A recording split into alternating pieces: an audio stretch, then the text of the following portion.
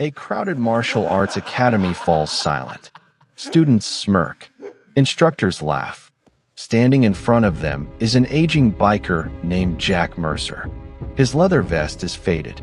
His tattoos are old. His muscles no longer look impressive. To everyone watching, he looks like an old man trying to relive his youth.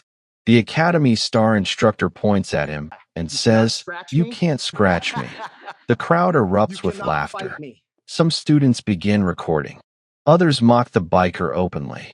What nobody notices is that Jack never argues, never threatens, never raises his voice. Instead, he quietly adjusts his stance. One small movement, one tiny shift of his feet. Then something impossible happens. An elderly martial arts master standing across the room suddenly jumps to his feet. His face loses all color. He starts running. Not walking, running. And then he screams, "Stop!" The entire academy freezes. Why would a legendary martial arts master panic over a simple fighting stance? And why was this biker really there? The answer begins with a son who kept coming home heartbroken. What the academy did to that young man would eventually expose a secret none of them were prepared for. His name was Jack Mercer, 61 years old. Broad shoulders that had softened just enough to fool you. Hands that looked like they'd poured concrete for a living. He rode a '98 Road King that coughed in cold weather and wore a cut so old the patches had started to curl at the edges. Nobody in that building knew his name when he walked in. By the time he walked out, nobody would forget it. But to understand why Jack stepped through those doors that Tuesday morning, you have to go back. You have to meet his son. And once you do, you're going to find yourself asking one question over and over again. How does a kid that disciplined, that humble, that driven end up being the one they try to erase? Justice Mercer was 19. He woke up before sunrise every single morning, laced his shoes in the dark, and ran 3 miles before most people had pressed snooze for the second time. He didn't talk much, didn't post online, didn't walk around looking for credit. He just worked. Every morning, the run. Every afternoon, the bag. Every evening, footage, old matches, technique breakdowns, anything he could find. He wasn't training to impress anyone. He was training because discipline was the one thing in his life that had never lied to him. And for a kid who lost his mother at 11 years old, that meant everything. Jack had raised him alone. No big family network. No safety net. Just a father, a son, a house that always needed something fixed, and a brotherhood that showed up without being asked. The Iron Covenant wasn't the kind of club that made headlines. No scandals. No drama. Just men who kept their word. Jack had been a member for over 2 decades, and every single one of them would have told you the same thing about Justice. That boy was going to be something. You could feel it when you watched him move. So when Justice enrolled at the Hale Academy of Martial Arts 14 months before any of this happened, he wasn't looking for trouble. He was looking for real instruction. Coach Victor Hale had built the place over 20 years. Regional champions, state competitors, a wall of trophies that greeted you at the door. Justice paid his enrollment fees with 3 months of weekend savings. He showed up early to his first class, found a spot near the back, and for the first few weeks, things were fine. He trained, absorbed, and improved at a rate most instructors would have celebrated. Most instructors, not these ones. It started small. A drill Justice wasn't included in. An advanced session he wasn't told about. Comments from senior students sharp enough to sting, but never direct enough to report. And then came the evaluations. Every 6 weeks, formal assessments, ranking tests, mat time allocations. Justice passed his techniques. Every set of eyes watching could see it. But his scores always came back just short. Not quite. Not yet. Maybe next cycle. He told himself he wasn't good enough yet. That's what discipline does to you. It turns you inward first. So he worked harder. He ran farther. He got sharper. And the next evaluation came back the same way. And the one after that. Before we continue, let us know in the comments where you're watching from. We'd love to hear from you. And if you're new here, hit that subscribe button so you never miss any of our upcoming videos. Because this story is just getting started. There were three men at the center of what was happening to Justice. Victor Hale, 53, confident in the way ego can masquerade as mastery. He had built something impressive and guarded it accordingly. He didn't like surprises. And he especially didn't like watching a 19-year-old kid with no connections quietly become the most technically precise student in his building. Then there was Brandon Knox, the Academy's prized senior student, the face of the program, genuinely talented but accustomed to being the best in the room. Justice was dismantling that assumption every time they shared mat space. And then there was Trent Mason, assistant instructor, 29, the man who ran the evaluations and filled out the score sheets. Not a cruel man by nature, but a man who understood which way the wind was blowing and adjusted accordingly. Together, those three had built something that looked like a meritocracy from the outside and functioned like a closed door on the inside. It came to a head on a Wednesday afternoon in late October. Justice was in the middle of a sparring session, outperforming a student ranked 2 levels above him, when he happened to glance toward a hallway. A door was propped open. He recognized both voices coming through it. One was Victor. One was Trent. If that kid stays another year, some of us lose our jobs.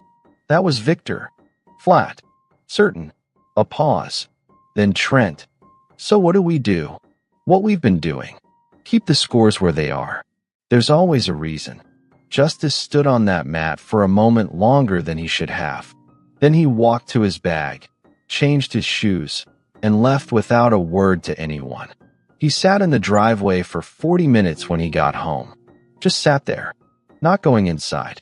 Jack was on the porch when he finally came in, reading something, glasses low on his nose. He looked up. He didn't ask.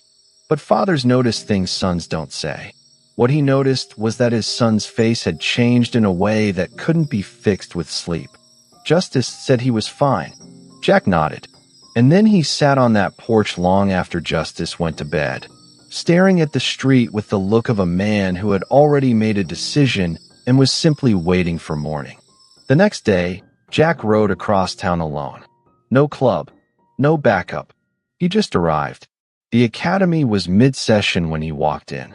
Victor assessed him, leather vest, motorcycle, tattoos, and made the calculation that most people made in that moment. He walked over with the posture of a man who has already decided the interaction isn't worth his time. Jack introduced himself, said his son had been here a year, said the evaluation scores didn't reflect what the boy was doing on the mat, and he wanted an honest conversation about why. Victor's expression moved through annoyance, dismissal, and then something like amusement. Students had stopped to watch. Brandon Knox was leaning against the far wall, smirking. Victor told Jack the evaluation process wasn't open to outside review. Jack said, calmly, that he wasn't there to appeal a grade. He just wanted the truth. Victor's jaw tightened. He told Jack this was a private facility and suggested he speak to someone at the front desk.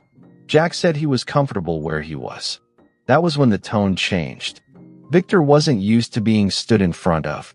He was used to men backing down. Jack didn't move, didn't raise his voice, didn't change his expression. He just stood there with an absence of anxiety that seemed to irritate Victor past his ability to manage it. He stepped into Jack's space and said, loud enough for everyone, "You want to know what this looks like to me? You look like an old man in a Halloween costume. You can't scratch me. You wouldn't know where to start." The room erupted. Phones up. Laughter from every corner. Brandon pushed off the wall. Victor was performing now, playing to his crowd, completely certain of his safety in this building and in this moment. And Jack smiled, just slightly, like a man who had just confirmed something he already suspected. Then he adjusted his stance.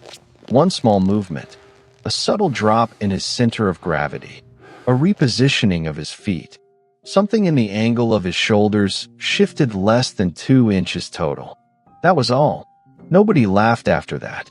Not because anyone knew what they were looking at, but because something in the room changed. Some quality in the air that registers in the body before the brain finds words for it. Except for one person who knew exactly what he was seeing. In the far corner, behind a glass observation panel, an elderly man had been watching the entire exchange. His name was Raymond Cho, 74 years old. His photograph hung in the main hallway. His name was on the founding documents. He was the man whose lineage made the entire HALE program legitimate, and he had arrived early for his semi-annual visit that morning. He had been standing behind that glass, completely still, until the moment Jack adjusted his stance. Then Raymond Cho moved faster than anyone who knew his age would have predicted. He was through the door, across the floor, between Jack and Victor, in about 4 seconds. Stop. One word. The laughter died. The phone stopped tracking motion. Everyone turned. And Raymond was looking at Jack Mercer with an expression nobody in that academy had ever seen on his face. Deep, certain recognition. He said quietly, "Where did you learn that?" Jack looked at him for a moment. Then he said a number. 2 digits.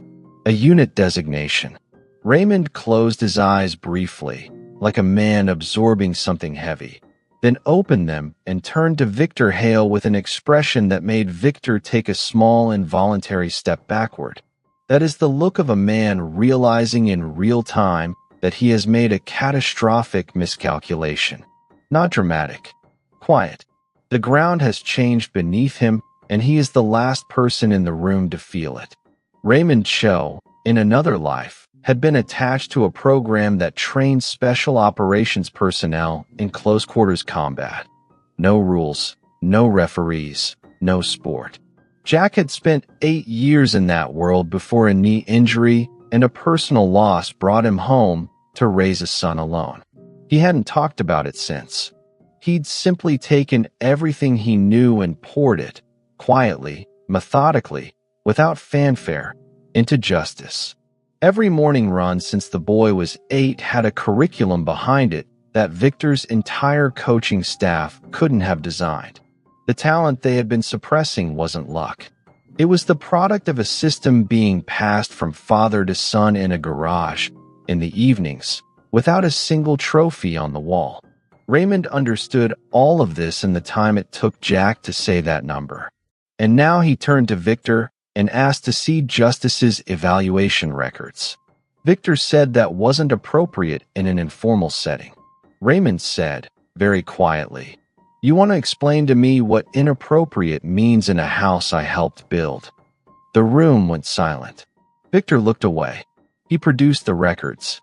Raymond reviewed them. Then he started speaking to students. One at a time, quietly, and one by one. Things came out that had been held in silence for months. Students described evaluations where Trent had marked Justice down on criteria he didn't apply consistently to others. They described Brandon setting unspoken expectations before assessments.